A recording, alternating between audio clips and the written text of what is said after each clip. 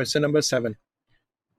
It says figure 7.1 shows part of a simple DC electric motor. अच्छा जी, अब इसमें हमें एक नॉर्थ पोल, साउथ पोल, एक फील्ड मैग्नेट नज़र आ रहा है।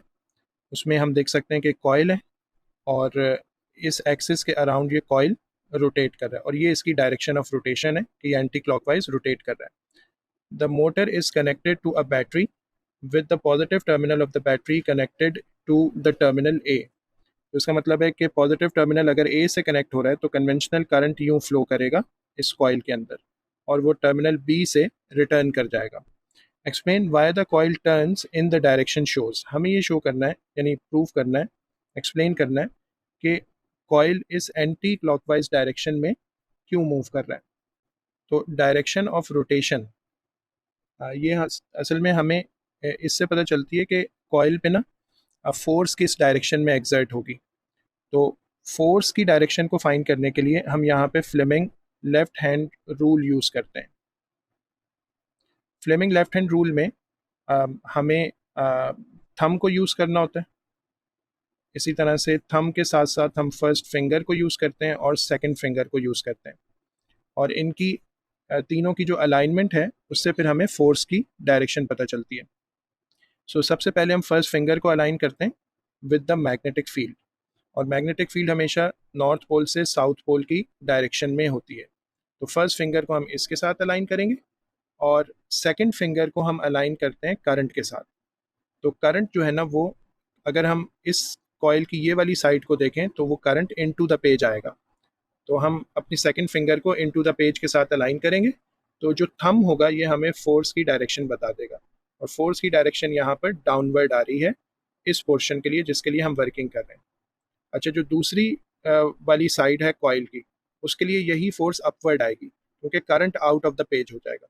मैग्नेटिक फील्ड की डायरेक्शन सेम रहेगी, current out of the page आएगा तो जो फोर्स की डायरेक्शन होगी वो अपवर्ड हो जाएगी। Current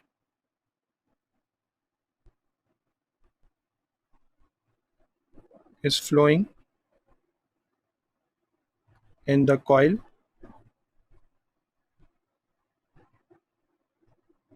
away from terminal A and towards terminal B। तो सबसे पहला पॉइंट हमने मेंशन किया कि सिंस हमने इसको पॉजिटिव और नेगेटिव टर्मिनल से कनेक्ट किया हुआ है तो हमारे पास करंट जो है ना वो ए से अवे मूव करेगा और सेकंड आर्म में से या पोर्शन में से रिटर्न करके टुवर्ड्स द बी रिटर्न कर जाएगा। Now Fleming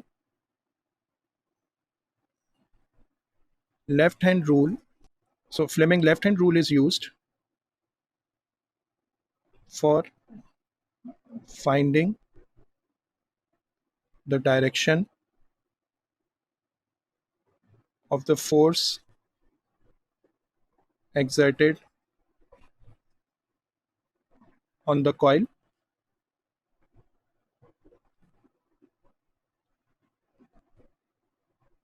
which will be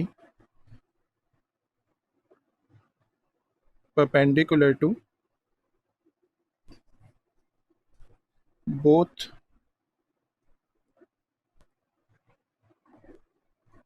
the current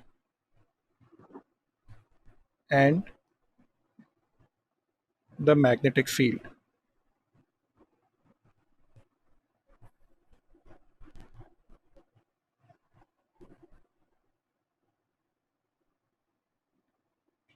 The two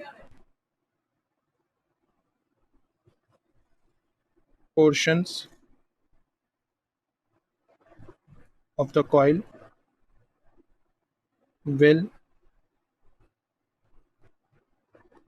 experience the forces in opposite direction forming a couple।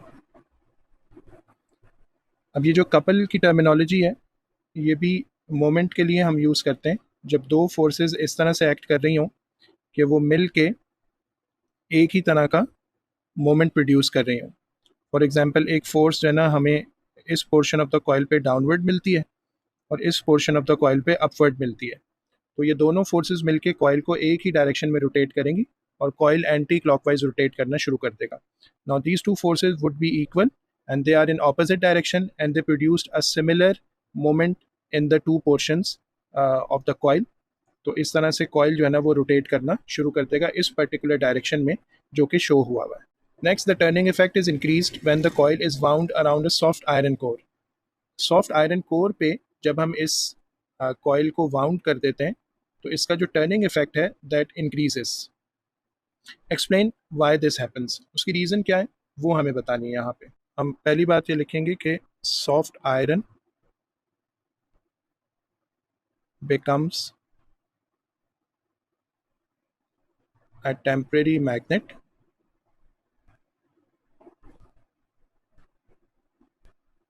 which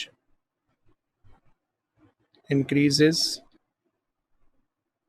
the strength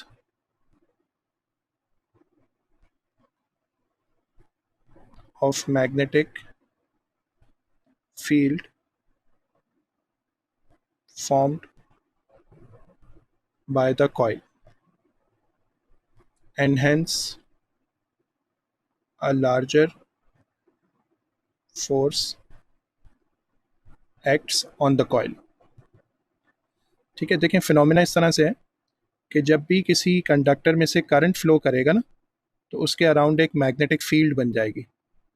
और हमें पता है कि स्ट्रेट कंडक्टर की जो मैग्नेटिक फील्ड होती है ना वो सर्कुलर शेप में होती है। ठीक है, अब ये जो मैग्नेटिक फील्ड फॉर्म हुई है यहाँ पे एक और मैग्नेट भी मौजूद है, उसकी भी फील्ड लाइंस हैं। तो ये दोनों एक दूसरे से इंटरेक्ट करती हैं और इंटरेक्शन की वजह से इसके ऊपर एक फोर्स लगती है और इस फोर्स की वजह से कॉइल रोटेट करना शुरू कर देता है। तो अगर हम यहाँ पे एक आयरन कोर को प्लेस कर देंगे तो वो भी एक मैग्नेट बन जाएगा और जो कॉइल वाला मैग्नेट है वो ज़्यादा स्ट्रांग हो जाएगा और ज़्यादा जो स्ट्रांग मैग्नेट होगा या फील्ड होगी वो फिर इस बड़े वाले परमानेंट मैग्नेट की जो मैग्नेटिक फील्ड है उससे ज़्यादा इंटरेक्ट करेगी और जो फोर्स एग्जर्ट हो रही थी वो भी इंक्रीज हो जाएगी दोनों साइड्स पे। तो ज़्यादा फोर्स फिर ज़्यादा टर्निंग इफेक्ट प्रोड्यूस कर देगी। Last part suggest one other way to increase the turning effect of the motor. एक तो ये था ना कि आप सॉफ्ट आयरन या आयरन कोर यूज़ कर लें, तो एक और तरीका क्या हो सकता है, तो हम लार्जर करंट यूज़ कर सकते हैं, हम लार्जर वोल्टेज यूज़ कर सकते हैं, हम कॉइल के नंबर ऑफ टर्न्स इंक्रीज़ कर सकते हैं, हम वायर की थिकनेस इंक्रीज़ कर सकते हैं, हमने जो फील्ड मैग्नेट यूज़ किया हुआ है हम उसकी जगह ज़्यादा स्ट्रॉन्गर मैग्नेट यूज़ कर सकते हैं। तो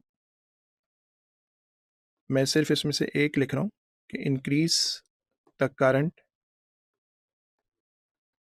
थ्रू द कॉइल। ये चीज़ टर्निंग इफेक्ट को इंक्रीज़ कर देगी।